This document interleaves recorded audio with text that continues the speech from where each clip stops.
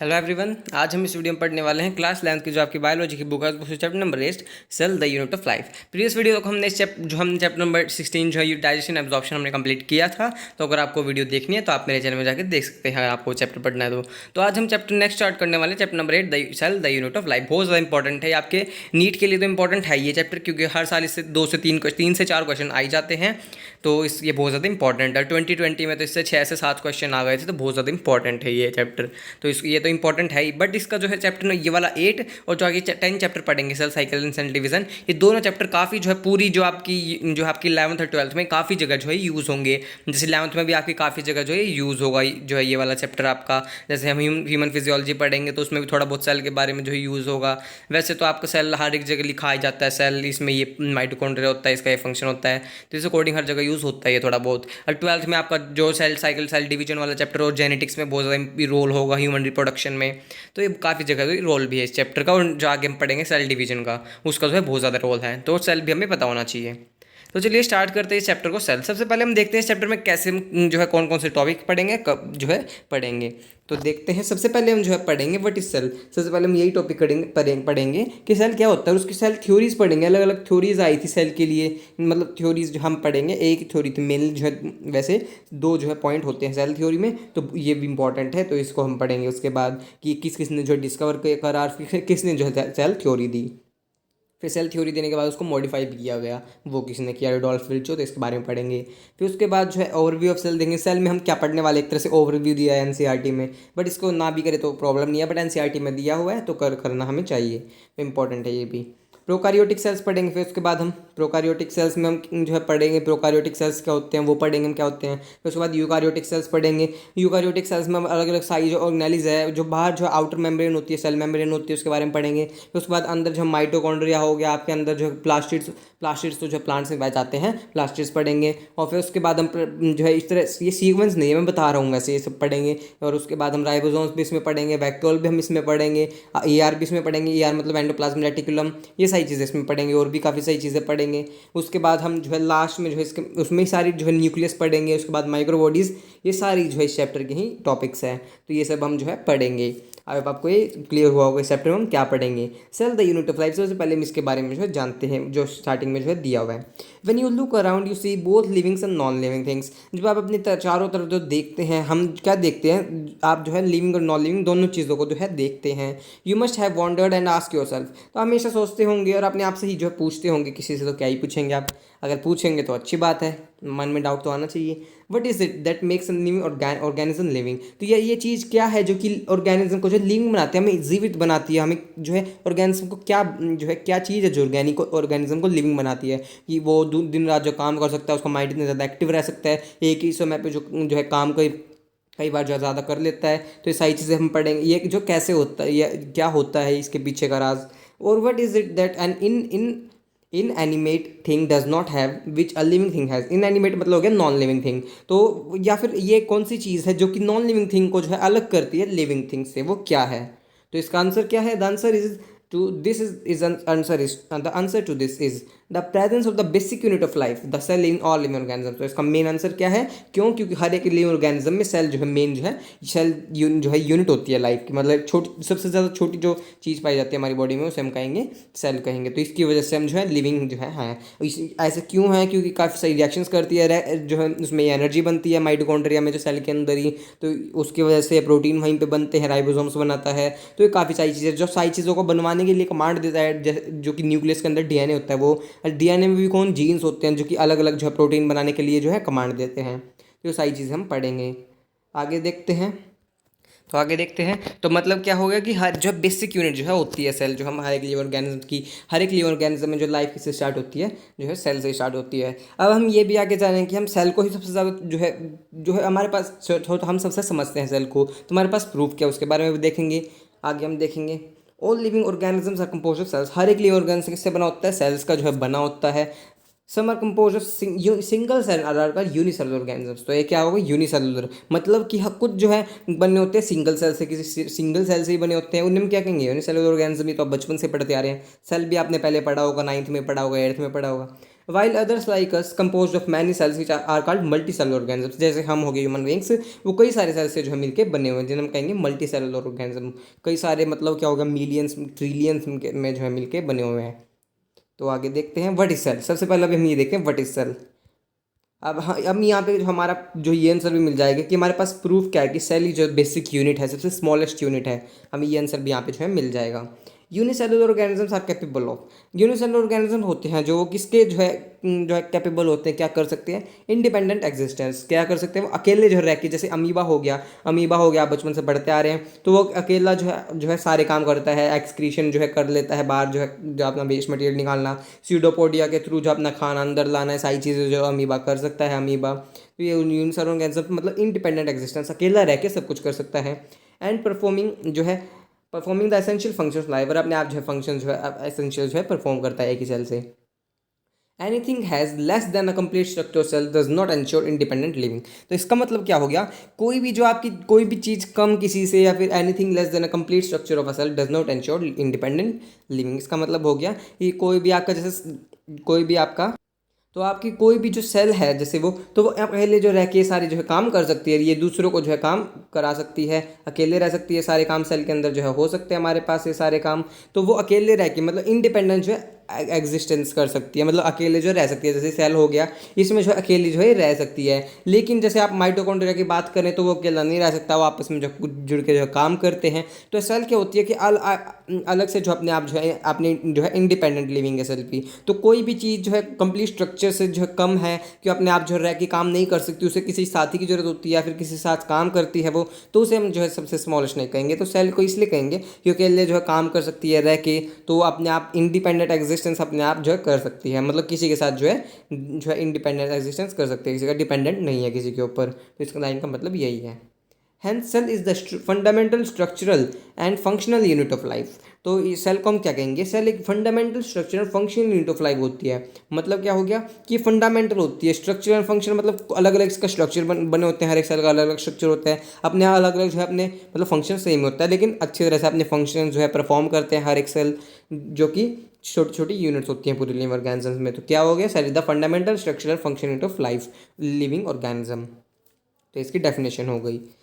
अब देखते हैं हम सबसे पहले सेल जो किसने डिस्कवर किया। सबसे पहले वैसे तो हम इसमें एनसीईआरटी में नहीं है, जो रॉबर्ट हुक आपने पढ़ा भी होगा 9th में। तो रॉबर्ट हुक में जो सबसे पहले जो डिस्कवर किया था, उसने बार्क ऑफ ट्री होती है, जो ट्री की बार्क होती है उसमें जो है कोर्क होती है, उसमें जो है देखा था कई सारे जैसे स्ट्रक्चर हेक्सागोनल स्ट्रक्चर्स उसने जो है देखे थे। ऐसे आपको याद होगा कि एक्सोगोनल जो है स्ट्रक्चर्स उसने जो है हनीकॉम के जो है स्ट्रक्चर्स देखे थे उसने छोटे छोटे, जो कि डेड सेल्स थे। बस उसने क्या क्या क्या दिक्कत थी उसमें कि उसने जो डेड सेल्स में जो है मिले थे, डेड सेल्स मिले थे, लिविंग सेल्स उन्हें नहीं मिले थे। इस तरह से जो है हेक्सागोनल यूनिट्स जो उन्होंने देखी थी, इस तरह से जो है कई सारी हेक्सागोनल यूनिट्स थी, तो उन्होंने डेड सेल्स में जो है देखा था। तो ये जो है इसका ड्रॉबैक था, मतलब मेन जो है ये रीज़न था। लेकिन उन्होंने सेल देखा, ये अच्छी बात थी, मतलब सबसे पहले उन्होंने देखा था, लेकिन डेड देखे थे। लिविंग किसने देखे सबसे पहले, ये एनसीईआरटी में लिखा हुआ है। Anton von Leeuwenhoek, Anton von Leeuwenhoek first saw and discovered a living cell. सबसे पहले उसने देखे, और सबसे पहले उसने ही देखे जो है एंटन वॉन लीवनहुक ने ये सबसे पहले देखी, और जो है लिविंग सेल को जो है डिस्कवर क्यों, मतलब उसने जो है लिविंग सेल को मतलब देखे हैं। Robert Brown later discovered the nucleus. फिर उसके बाद जो न्यूक्लियस को किसने डिस्कवर किया, रॉबर्ट ब्राउन ने। किसने, रॉबर्ट ब्राउन ने क्या बाद में जो है डिस्कवर किया न्यूक्लियस को। ये सारी इन्वेंशन आगे यही लिखा हुआ है। The invention of the microscope and its improvement leading to the electron microscope revealed all the structural details of the cell. तो ये सारी जो है इन्वेंशन हुई, हमें सेल देखने को मिला, उसकी डिटेल हमें पढ़ने को मिल रही है। तो वो किसकी वजह से होता है, माइक्रोस्कोपी, वो भी कौन से, इलेक्ट्रॉन माइक्रोस्कोप, जो आपके स्कूल में होते हैं। आप जो आपके स्कूल में जो माइक्रोस्कोप होते हैं उनके थ्रू आप जो है नहीं देख सकते हैं, जो किसको, सेल को आप नहीं देख सकते, क्योंकि सेल जो बहुत ज़्यादा छोटा होता है, आपको देख भी नहीं सकता, नैनोमीटर्स में जाता है। तो आप जो है नहीं देख सकते उनको, नैनोमीटर्स में जाता है। तो आपकी बायो में कुछ टर्म्स भी होते होंगे, अभी अभी मैं बताऊंगा आपको। तो वो जो है इलेक्ट्रॉन माइक्रोस्कोप के थ्रू ही हम जो है देख सकते हैं। जो आपका स्कूल में होता है वो जो है कंपाउंड माइक्रोस्कोप होता है, उसके थ्रू आप जो ज़्यादा छोटी चीज़ें नहीं देख सकते, जैसे सेल हो गया उसको नहीं देख सकते आप। तो अब आपको इतना क्लियर हुआ होगा। तो ये सारी डिटेल्स कब रिवील हुई, जब इलेक्ट्रॉन माइक्रोस्कोप बना। और ये काम बात सकता है आजकल की बड़ी बड़ी यूनिवर्सिटीज़ में, कॉलेजेस में, जो बड़े बड़े कॉलेजेस हैं जो उनमें पाया जाता है। ये जो इलेक्ट्रॉन माइक्रोस्कोप, तो इसकी आने से जो सारी हमारी जो स्ट्रक्चर्स डिटेल्स है वो सारी रिवील हो पाई। तो बायो में कुछ टर्म्स आप लिख सकते हैं, जो है यूनिट्स जो आप लिख सकते हैं यूज़ होंगी, आपने जो केमिस्ट्री में पढ़ी होंगी, फिजिक्स में पढ़ी होंगी। 1 mm मतलब होता है मिलीमीटर, तो वो होता है 10⁻³ मीटर के बराबर होता है। और 1 माइक्रोमीटर, ये माइक्रो का सिंबल होता है, माइक्रोमीटर ये आपने पढ़ भी रखी होंगी, 10⁻⁻6 के मीटर के बराबर होता है। मतलब देख सकते हैं माइनस में पावर जा रही है, कितना ज़्यादा छोटा होगा, छोटी होगी वो चीज़, मतलब सेल जो है छोटे होंगे। 1 नैनोमीटर की बात करें तो हम 10⁻6 है यहाँ पे -9 हो जाएगा, देख लीजिए -9 हो गया मीटर। और 1 एंगस्ट्रॉम में कितने होंगे, 10⁻−10। तो ये जो थोड़ी बहुत इनमें सबसे ज़्यादा बेसिकली आपकी जो है नैनोमीटर, माइक्रोमीटर सबसे ज़्यादा यूज़ होंगी। तो ये जो है इनको याद रखिएगा यूनिट्स। 1 mm में, मिलीमीटर में 10⁻−3, माइक्रो में -6, नैनो में -9 और एंगस्ट्रॉम में 10⁻−10 मीटर। तो ये टर्म्स थी बायो की। तो ये आई होप आपको क्लियर हुआ होगा बेटी सेल। आगे देखते हैं सेल थ्योरी। सबसे पहले हम जो है स्टार्ट करेंगे सेल थ्योरी। किसने जो है कौन सी जो है थ्योरी दी, किसने जो है सेल को सबसे पहले लिविंग जो है प्लांट सेल को डिस्कवर किया, किसने एनिमल सेल को डिस्कवर किया, किसने जो है प्लाज्मा मेम्ब्रेन के बारे में बताया, तो ये सब देखेंगे। इन 1838 में ये ईयर एनसीईआरटी जो एक एक लाइन इंपॉर्टेंट है एनसीईआरटी के लिए, नीट के लिए, और ये चैप्टर भी बहुत ज़्यादा इंपॉर्टेंट है। तो ये ईयर्स भी एक एक लाइन एनसीईआरटी के साइंटिस्ट के नाम। और ये भी याद रखिएगा कि जर्मन बॉटनिस्ट था, वो जर्मन से था और बॉटनिस्ट था, एक जर्मनी में रहने वाला बॉटनिस्ट था। इन 1838 में मैथियास स्केल्डियन जो है जर्मन बॉटनी, जो कि जर्मन बॉटनिस्ट थे, examined a large number of plants. उसने कई सारे जो है बड़े बड़े जो है प्लांट्स जो है देखे और ऑब्जर्व ऑल प्लांट्स और मतलब बड़े बड़े प्लांट्स के सारे जो है प्लांट्स काफ़ी सारे नंबर में जो है प्लांट्स को देखा। और क्या ऑब्जर्व किया, that all plants are composed of different kinds of cell which form the tissues of the plant. तो उसने क्या देखा, बट जो है काफ़ी सारे प्लांट्स देखे और उसमें देखा कि अलग अलग जो है अलग अलग सेल्स से जो हर एक जो है प्लांट बना हुआ है, छोटी छोटी यूनिट्स से जो है मिल के जो है बना हुआ है, सेल से जो है काफ़ी सारे सेल से मिल के जो है बना हुआ है। काफ़ी सारे फिर आगे सेल जो है मिल के क्या बनाए हैं, उनमें टिश्यूज़ बनाए हैं, फिर आगे जो है टिश्यूज़ बनाए। इसके बारे में डिटेल में पढ़ेंगे, टिश्यूज़ के बारे में भी प्रीवियस चैप्टर जो आपका चैप्टर नंबर 7 उसमें पढ़ेंगे हम। तो जो काफ़ी सारे सेल जो है मिल के जो है प्लांट की बॉडी बनी हुई है, उसमें भी सेल काफ़ी सारे मिल के टिश्यू बनाए हुए हैं, फिर पूरी बॉडी बनी हुई है, टिश्यू ऑर्गन सिस्टम इस तरह से। At about the same time, उसी टाइम पे ये 1838 की बात थी, थियोडर श्वैन जो आपका थियोडर श्वैन है 1839 में, 1838 की बात थी वो, 1838 की बात थी। और ये कौन सी बात है, 1839 की बात है। अब ब्रिटिश जूलॉजिस्ट, वो कौन से थे, जर्मन बॉटनिस्ट थे। बॉटनिस्ट मतलब होता है, बॉटनी मतलब होता है प्लांट्स की स्टडी, और जूलॉजी मतलब होता है एनिमल की स्टडी, मैंने आपको चैप्टर 1 में बताया था। तो ये कौन से थे, वो जर्मन थे, क्या थे, बॉटनिस्ट थे, मतलब प्लांट्स की स्टडी करने वाले को हम बॉटनिस्ट कहते हैं। बॉटनी मतलब प्लांट्स की स्टडी, तो वो जर्मन बॉटनिस्ट थे। और ये ब्रिटिश जो है जूलॉजिस्ट थे। ब्रिटिश जूलॉजिस्ट मतलब जूलॉजी मतलब एनिमल की स्टडी, तो जूलॉजिस्ट हो गए। Studied different types of animal cells and reported that, उसने अलग अलग टाइप के जो है एनिमल सेल्स को जो है स्टडी किया अच्छी तरह से, उनके डिटेल में अच्छी तरह से पढ़ा। अब कैसे पढ़ा, वो माइक्रोस्कोप के थ्रू पढ़ा, क्योंकि माइक्रोस्कोप के बिना हम देख नहीं सकते सेल को, क्योंकि बहुत ज़्यादा छोटे होते हैं ये, और ये जो है बड़ी बड़ी यूनिवर्सिटीज़ में आजकल पाए जाते हैं, हमने पढ़ा। एंड रिपोर्टेड डेट, उन्होंने क्या बताया, all cells had a thin outer layer which is today known as the plasma membrane. आपने थोड़ा बहुत पता भी होगा इसके बारे में। जो सेल जो आपका सेल्स होते हैं उसमें जो आउटर लेयर होती है, जो सेल हो गया इसकी, ये जो आउटर लेयर आपको दिख रही है ये वाली, ये किसकी बनी होती है, मेम्ब्रेन की ये प्लाज्मा मेम्ब्रेन की बनी होती है। इसे हम, ये जो आउटर मेम्ब्रेन है बनी होती है, इसे हम कहते हैं, ये जो आउटर मेम्ब्रेन है आपकी सेल की, ये वाली, ये जो आउटर मेम्ब्रेन है, इसे हम क्या कहते हैं, प्लाज्मा मेम्ब्रेन या फिर सेल मेम्ब्रेन कह सकते हैं। प्लाज्मा या फिर आप कह सकते हैं सेल भी कह सकते हैं, CALL सेल भी आप कह सकते हैं, प्लाज्मा मेम्ब्रेन या फिर सेल मेम्ब्रेन। इसमें जो है बहुत ज़्यादा पतली जो है लेयर जो है पाई जाती है सेल्स के बाहर बिल्कुल, जिसे हम कहते हैं प्लाज्मा मेम्ब्रेन।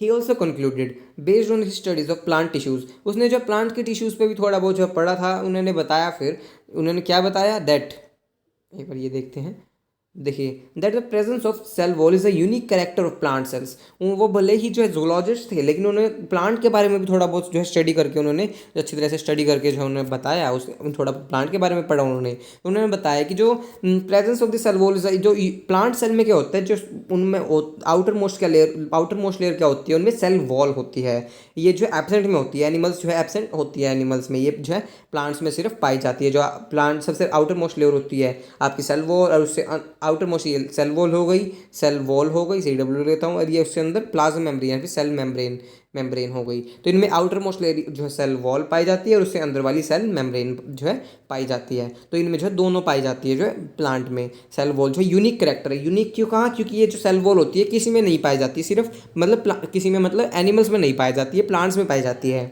और जैसे बैक्टीरियाज हो गए उनमें भी जो है पाई जाएगी, तो इनमें भी जो है पाई जाती है। जैसे जो है आपके जो हमने पढ़ा था मोनारा प्रोटिस्टा, उनमें मोनारा होती है, सारे बैक्टीरियाज आते हैं उसमें पाई जाती है, इनमें जो है पाई जाती है। प्रोटिस्टा हो गए तो इनमें जो है पाई जाती है, ये सेल वॉल जो है इनमें पाई जाती है। लेकिन ये एनिमल सेल्स हो गए उनमें नहीं पाई जाती, जो एनिमल्स हो गए उनमें नहीं पाई जाती एनिमल के सेल्स में। तो आई होप आपको क्लियर होगा। तो वैसे आपको पता भी होगा, फिर भी मैं अच्छी तरह से पढ़ाने की कोशिश करता हूँ, जितना ज़्यादा अच्छी तरह से पढ़ा सकूँ आपको। एक लाइन जो है क्लियर होनी चाहिए एनसीईआरटी की। आगे देखते हैं। On the basis of this Schwann, जो श्वेन था ये वाला श्वेन, ये हमने अभी भी पढ़ा। श्वेन ने क्या बताया, क्या प्रपोज किया? डेट हाइपोथेसिस मतलब क्या होता है? उसने एक थ्योरी दी, एक तरह से अपने जो है पॉइंट ऐड किए उसने अपने, कुछ एक तरह से थ्योरी दी अपनी। Hypothesis that the bodies of animals and plants are compose of cells and products of cells. उसने क्या बताया कि जो हर एक जो हाइपोथेसिस दिया कि हर एक एनिमल और प्लांट की बॉडी किससे बनी होती है? सेल्स से और प्रोडक्ट्स ऑफ सेल्स से। सेल्स हो गए, प्रोडक्ट्स क्या हो गए? उसके टिश्यूज हो गए। तो सेल्स से बनी होती है, प्रोडक्ट ऑफ टिश्यूज सेल्स से बनी होती है। काफ़ी सारे सेल जो है मिलकर टिश्यूज बनाते हैं। सेल्स और टिश्यूज से जो है सेल्स और प्रोडक्ट्स ऑफ सेल्स आप लिखेंगे, टिश्यूज नहीं लिखेंगे। तो एनसीईआरटी के अकॉर्डिंग हमें चलना है। तो सेल से बनी होती है, उसके प्रोडक्ट से बनी होती है, सेल्स से। तो ये उसने हाइपोथेसिस दिया। शेल्डियन एंड श्वेन टुगेदर, अभी दोनों ने मिलकर क्या दी? सेल थ्योरी दी। तो अगर ये क्वेश्चन आए कि किसने जो है मिलके जो है आपको जो है सेल थ्योरी दी, किसने दी सेल थ्योरी? शेल्डियन एंड श्वेन ने दी। अगर ये आए कि किसने हाइपोथेसिस दिया कि ये प्लांट और एनिमल की बॉडी जो है सेल से बनी होती है, प्रोडक्ट ऑफ सेल, तो आपको सिर्फ श्वेन लिखना है। अगर सेल थ्योरी की पूछे तो वो Schleiden and Schwann. This theory however did not explain as how new cells were formed. लेकिन इस थ्योरी की हमें क्या नहीं पता चल पाया, इस थ्योरी से ये नहीं बता पाए दोनों शेल्डियन और श्वेन जो है नहीं बता पाए, शेल्डियन और श्वेन, कि जो आपके नए सेल्स है वो कैसे बनते हैं, कि कैसे आते हैं। कि जैसे कोई एक सेल हो गया तो ये आया कैसे? ये जो किसी दो सेल्स, जैसे कोई सेल हो गया उसने जो है दो सेल बनाए आगे, एक ये हो गया जो है सेल डिवीजन करके ये, तो ये इससे ही पिछले वाले सेल से जो है आए हैं। इसका मतलब यही है, कहने का उसने यही बताया। आगे जो है देखें इसके बारे में। रुडोल्फ विर्चो 1855 में first explain that cell divided, जो सेल है वापस जो है आगे डिवाइड करते हैं, सेल डिवाइड करते हैं, and new cells are formed from pre existing cells. जो नए सेल्स है वो पुराने सेल्स से, प्री एग्जिस्टिंग सेल्स मतलब पुराने सेल्स से जो है बने हैं। जैसे वाला पुराना हो गया, ये जो नए बन गए, तो ये नए किससे बने? इस वाले पुराने सेल से जो पहले वाला सेल्स था। इसने ये बताया, बट ये भी अच्छी तरह से इसको एक्सप्लेन नहीं कर पाया। क्यों नहीं कर पाया? तो इसने ये नहीं बताया सबसे पहला सेल कैसे आया था। तो वो तो आगे पढ़ेंगे, आगे 12th में इवोल्यूशन में जो है आप पढ़ेंगे इसके बारे में, तो कहाँ से आया था, बट ये नहीं बता पाया। कौन? Rudolf Virchow. इसने सिर्फ ये कहा कि ये सेल डिवाइड करेंगे तो आगे जो है ये सेल जो है प्री एग्जिस्टिंग जो पिछला सेल है उससे ही बने हैं। और इसकी अपनी भाषा में उसने क्या कहा, इस टर्म को उसने क्या कहा कि प्री एग्जिस्टिंग सेल से बने हुए हैं। उसने अपनी भाषा में कहा, अपनी लैंग्वेज में कहा ओमनिस सेलुला ई सेलुला। तो ये जो है सिर्फ उसने अपनी लैंग्वेज, इसका मतलब तो यही है कि नए सेल्स जो है बने हैं प्री एग्जिस्टिंग सेल्स से, लेकिन उसने अपनी लैंग्वेज में कह दिया, उसने अपनी जहाँ का वो रहने वाला था अपनी लैंग्वेज में कह दिया ओमनिस सेलुला ई सेलुला। इसका मतलब ये है। आगे देखते हैं। ही मॉडिफाइड द हाइपोथेसिस। अब उसने क्या किया? अगर आपको ये क्वेश्चन आए कि किसने दी सेल थ्योरी, तो आप लिखेंगे शेल्डियन एंड श्वेन। अगर ये क्वेश्चन आए किसने जो मॉडिफाई किया शेल्डियन और श्वेन की जो है थ्योरी को, या फिर ये क्वेश्चन आए किसने किया? रुडोल्फ विर्चो ने। अगर ये क्वेश्चन आए तो, या फिर किसने जो है मॉडिफाई किया जो हाइपोथेसिस, किसने जो है सेल थ्योरी को मॉडिफाई किया और फाइनल शेप दी, तो आप लिखेंगे रुडोल्फ विर्चो। तो आई होप आपको क्लियर हुआ होगा। आगे देखते हैं अब क्या उसने मॉडिफिकेशन की। ही मॉडिफाइड द हाइपोथेसिस, जो उसने थ्योरी दी थी शेल्डियन श्वेन ने, to give the cell theory new final उसने शेप दे दी। यहाँ पे अब मेनली जो है सेल थ्योरी यही चलेगी आगे तक। तो फाइनल उसने शेप दे दी सेल थ्योरी को। उसने क्या दो पॉइंट्स बताए। एक तो उसने वो पहले वाली पॉइंट्स बता दी जो शेल्डियन श्वेन ने दिए थे। As understood today is all living organism are composed of cells and products of cells. अब ये वाला क्वेश्चन भी आपको मीट में एज इट इज आ सकता है कि ये वाली स्टेटमेंट किसने दी थी। तो हमने ऊपर पढ़ा था ये जो है शेल्डियन और श्वेन ने जो मिलकर दी थी। अगर ऑप्शन में हो कि शेल्डियन श्वेन दोनों, बोथ ए एंड बी, तो आप जो है लिख सकते हैं कि शेल्डियन श्वेन दोनों। लेकिन अगर आपको मान लीजिए शेल्डियन दे दिया, श्वेन दे दिया, फिर रुडोल्फ विर्चो दे दिया, और एक और, या फिर एक और दे दिया आपको, नन ऑफ दीज, या फिर कोई और साइंटिस्ट दे दिया आपको, तो आप जैसे रॉबर्ट हुक दे दिया, तो आप क्या लिखेंगे? सिर्फ आप जो है कौन लिखेंगे? श्वेन लिखेंगे। ऐसा क्यों लिखेंगे? क्योंकि मेनली जो ये वाला पॉइंट तो श्वेन ने ही ऐड किया था, बट ये दोनों ने मिलकर जो है आपस में जो बाद में काम भी किया था, इसलिए जो है दोनों को जो है श्रेय मिला, मतलब इसको जो है इन दोनों को श्रेय मिला इस चीज़ का। तो आप अगर कोई एक ऑप्शन आए तो आप श्वेन ही करेंगे इसके लिए। ये जो ऊपर लिखा हुआ जो हमने पढ़ा कि हर एक सेल जो है इस सेल से बना होता है, कम और ऑर्गेनिज्म जो सेल से बना होता है उससे प्रोडक्ट्स ऑफ सेल से। एक ऑप्शन आए कि इन दोनों में से तो आपको श्वेन करना है, अगर दोनों है तो दोनों ही करना है। सेकंड पॉइंट क्या दिया जो रुडोल्फ विर्चो ने, all cell arise from pre existing cells. तो ये पहले वाला पॉइंट इनके पॉइंट्स ऐड कर दिया इन दोनों के, और ये सेकंड वाला पॉइंट इसने अपना ऐड कर दिया, all cells arise from pre existing cells. सारे जो है प्री एग्जिस्टिंग सेल्स से मतलब पहले वाले सेल से जो है आए हैं। जैसे ये वाला सेल हो गया, सेल डिवाइड करा, आगे से डिवाइड करा तो इस सेल से जो ये वाला पिछला सेल हो गया इससे डिवाइड करा, और इस तरह से आए हैं ये। तो आई होप आपको क्लियर हुआ होगा। आज इस वीडियो में हम इतना ही पढ़ेंगे, आगे हम नेक्स्ट वीडियो में पढ़ेंगे। तो आई होप आपको समझ आया होगा सेल के बारे में, उसके जो डेफिनेशन समझ आई होगी। हमने काफ़ी डिस्कवरीज के बारे में बात की, किसने क्या डिस्कवर किया, और जो है इलेक्ट्रॉन माइक्रोस्कोप आने के बाद ही सारी जो है स्ट्रक्चरल डिटेल्स रिवील हो पाई। सेल थ्योरी पढ़ी जिसने शेल्डी एंड श्वेन के बारे में किया हमने, जो है उसने हाइपोथेसिस भी दिया, अपना थ्योरीज दी, और उसके बाद उसको मॉडिफाई किया जो है रुडोल्फ विर्चो ने, ओमनी सेलुला ई सेलुला अपनी स्टेटमेंट दी, ऑल्सो प्री एग्जिस्टिंग सेल्स। फिर उसने दो जो है फाइनल शेप दी, 2 पॉइंट दिए कि हर एक लिविंग ऑर्गेनिज्म सेल का बना होता है प्रोडक्ट ऑफ सेल से, और सेकंड पॉइंट दिया कि हर एक सेल जो है प्री एग्जिस्टिंग सेल से अरेज होता है। आई होप आपको क्लियर हुआ होगा। आज इस वीडियो में इतना ही करेंगे, नेक्स्ट वीडियो में आगे ओवरव्यू ऑफ सेल करेंगे, और उससे आगे भी हम कवर करेंगे। तो आई होप आपको क्लियर हुआ होगा। सो अगर आपको प्रीवियस वीडियोस कोई देखनी है तो आप मेरे चैनल में जाके देख सकते हैं। मैंने और भी चैप्टर 1 से लेकर 6 तक बनाई हुई है, 16 की बनाई हुई हैं, अब हम 8 कर रहे हैं। तो आपको उनमें से कोई वीडियोस देखनी है तो आप मेरे चैनल में जाके देख सकते हैं, और नेक्स्ट वीडियो में हम आगे कवर करेंगे। सो थैंक यू, मिलते हैं नेक्स्ट वीडियो में।